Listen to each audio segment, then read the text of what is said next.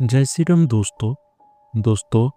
क्या आपने कभी सोचा है कि एक पुलिस वाला जो रोज अपराध, लाशें और झूठ देखता है, अगर वो खुद किसी ऐसी चीज का गवाह बन जाए जिसका कोई आईपीसी सेक्शन नहीं होता, तो वो किसे रिपोर्ट करता है?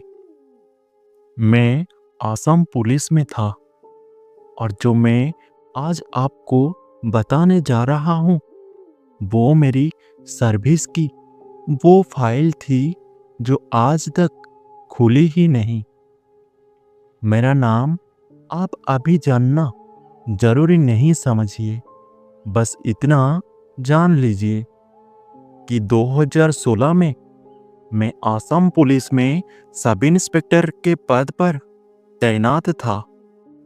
पोस्टिंग थी ऊपरी असम का एक इलाका जहां चाय के बागान, घना जंगल और शाम ढलते ही सन्नाटा एक साथ उतर आता था। मैं डरपोक नहीं था, ना ही सुपरस्टिशन में यकीन करता था, क्योंकि जब आप पुलिस में होते हो ना, तो आपको सिखाया जाता है जो दिखे वही सच है, जो साबित हो वही केस है। लेकिन उस साल मुझे ये भी समझ आ गया कि कुछ चीजें होती है जो दिखती भी है और साबित भी नहीं होती।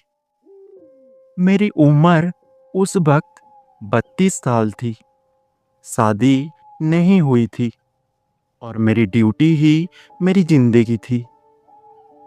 थाने में मेरे साथ थे constable Bhaskar, head constable Ranjit और एक नया सिपाही अंकुर, जो हर बात में ज्यादा सवाल पूछता था।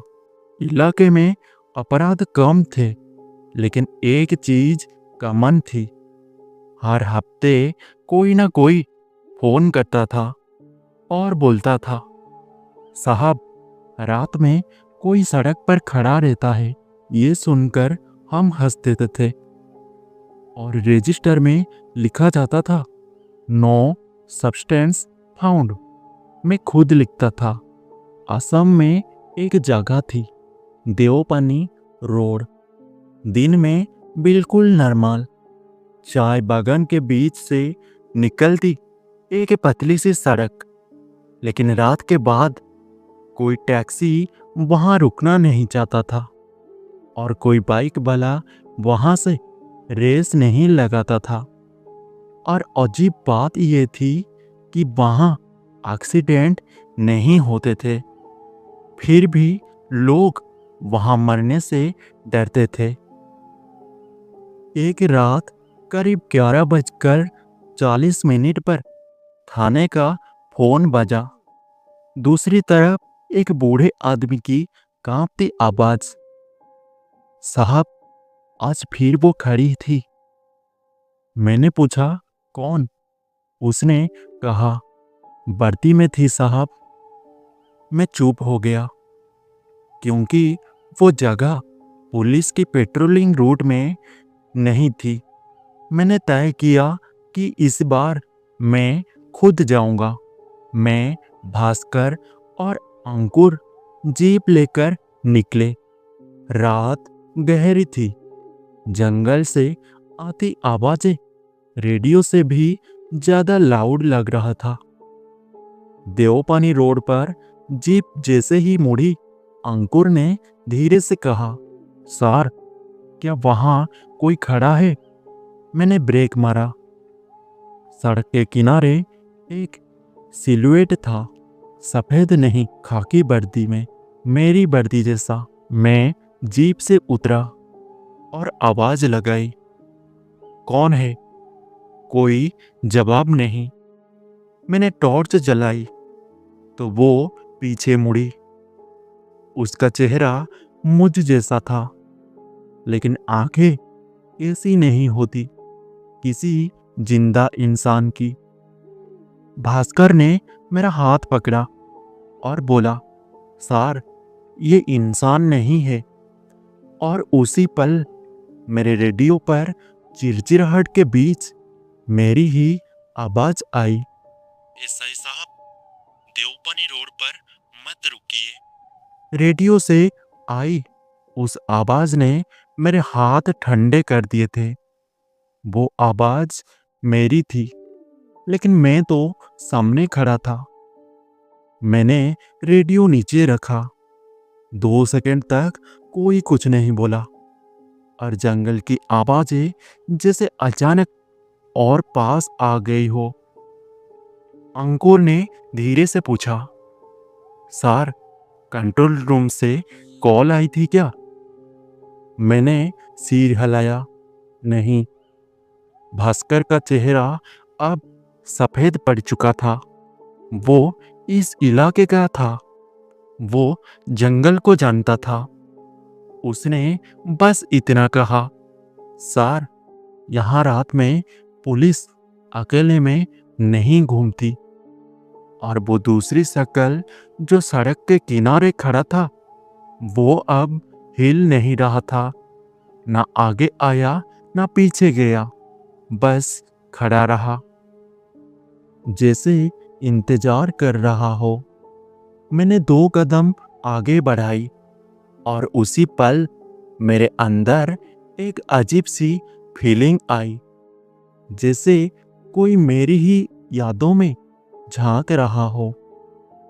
उस आदमी ने धीरे से बोला, इतनी जल्दी भूल गए क्या? उसकी आवाज मेरी आवाज से थोड़ी भारी थी। मैंने पूछा, तुम कौन हो? वो मुस्कुराया, मैंने पहले भी देखी थी।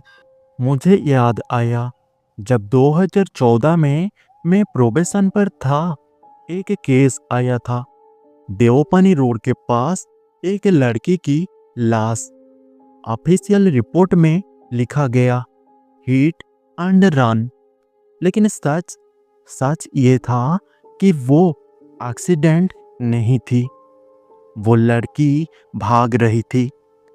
किससे? ये सवाल आज तक फाइल में ब्लैंक है। सड़क के किनारे खड़ा वो मेरी तरफ देख रहा था और बोला, उस रात भी तुमने ऐसे ही देखा था। मेरे सीने में कुछ भारी हुआ।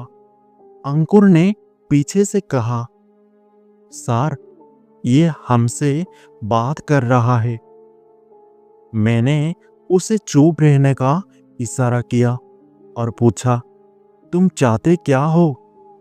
उसने जवाब नहीं दिया, बस अपना हाथ उठाया और जंगल की तरफ इशारा किया। जंगल के अंदर मैं नहीं जानना चाहता था, लेकिन कुछ था जो मुझे खींच रहा था।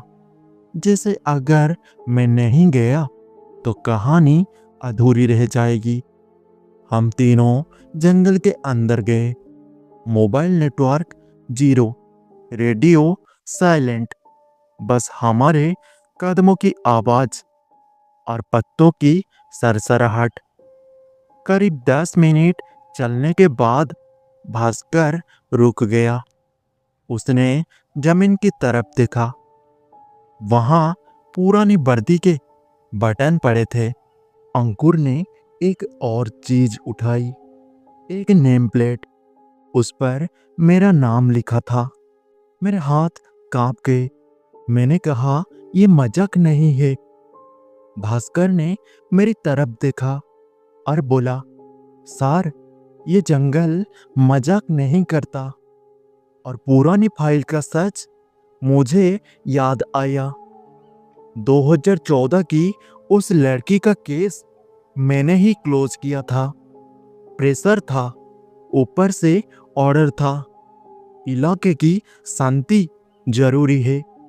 उस रात जब हम पहुंचे थे, वो लड़की जिंदा थी और डरी हुई। उसने बस इतना कहा था, वो पुलिस वाला। और तभी पीछे से किसी ने उसे धक्का दिया। मैंने देखा था, लेकिन रिपोर्ट में नहीं लिखा। वो आवाज फिर से जंगल के अंदर से आई और हवा अचानक रुक गई और फिर पीछे से वही आवाज। तुमने मुझे वहीं छोड़ दिया था। मैं मुड़ा, वो सामने था। इस बार उसकी वर्दी फटी हुई थी और सीने पर एक गहरा निशान, और बोला, मैं वही हूं जो तुम बन सकते थे। सच्चाई मुझे समझ आ गया था। वो कोई भूत नहीं था, वो मेरा रूप था जो उस रात मर गया था, जो सच बोल सकता था, जो फाइल में एक लाइन लिख सकता था, मर्डर। लेकिन मैंने नहीं लिखा। वो धीरे धीरे मेरे पास आया। उसकी आंखों में गुस्सा नहीं था, थकान थी। उसने कहा, हर रात मैं यहां खड़ा रहता हूं क्योंकि तुमने मुझे यहीं छोड़ दिया था। उसने मेरी वर्दी को छुआ और उसी पल मेरी सांस रुक गई। मुझे लगा जैसे मैं जमीन में धंस रहा हूं। और भास्कर ने जोर से मंत्र जैसा कुछ बोला। अंकुर चिल्लाया, सर पीछे देखिए। पीछे वही लड़की मेरे सामने खड़ी थी। न हवा हिल रही थी, न जंगल बोल रहा था, सिर्फ वो और मैं। उसकी आंखों में डर नहीं था, आरोप था। जैसे वो मुझसे पूछ नहीं रही थी, सुन पा रही थी। उस रात तुम वर्दी में थे और मैंने पुलिस को भगवान समझा था। उसकी आवाज किसी गुफा से आती हुई लग रही थी, जैसे मेरे होठ सूख गए। मैं कुछ नहीं बोला क्योंकि पहली बार मेरे पास कोई सफाई नहीं थी। सच जो अब छुप नहीं सकता था। उस रात वो लड़की एक सिपाही से भाग रही थी। वो सिपाही नशे में था और अकेला नहीं था। जब हम पहुंचे, वो लड़की जिंदा थी, कमजोर लेकिन जिंदा। उसने मेरी कलाई पकड़ी थी और बोला था, सर मुझे घर पहुंचा दीजिए। मैंने पीछे देखा था। वो सिपाही मेरे सीनियर का आदमी था। और तभी एक आवाज आई, केस यहीं खत्म करना है। मैंने आंखें बंद की थी और जब खोला, वो लड़की नीचे पड़ी थी। जंगल के अंदर उस लड़की ने अपना हाथ उठाया। उसकी कलाई पर अभी भी वही निशान था, मेरी उंगलियों का। उसने बोला, तुमने मुझे नहीं मारा, लेकिन तुमने मुझे बचाया भी नहीं। भास्कर पीछे रो रहा था। अंकुर की आवाज नहीं निकल रही थी और वो दूसरा मैं मेरे बिल्कुल पास खड़ा था। उसने मेरे कान में कहा, अभी भी सही कर सकता है। और मेरे रेडियो ने अचानक सिग्नल पकड़ा। कंट्रोल रूम की आवाज आई, एसआई साहब आप कहाँ हो? मैंने रेडियो देखा और पहली बार मैंने झूठ नहीं बोला। मैंने कहा, देवपानी रोड के जंगल में। कंट्रोल रूम चुप हो गया। फिर बोला, सर वहां तो 2014 में एक ऑफिसर मरा था। मेरे पैरों तले जमीन खिसक गई। ऑफिशियल रिकॉर्ड में वो ऑफिसर आप ही थे। सच का बोझ मुझे समझ आ गया। जिस दिन मैंने सच नहीं लिखा, उसी दिन मैं अंदर से मर गया था। बस शरीर ड्यूटी कर रहा था।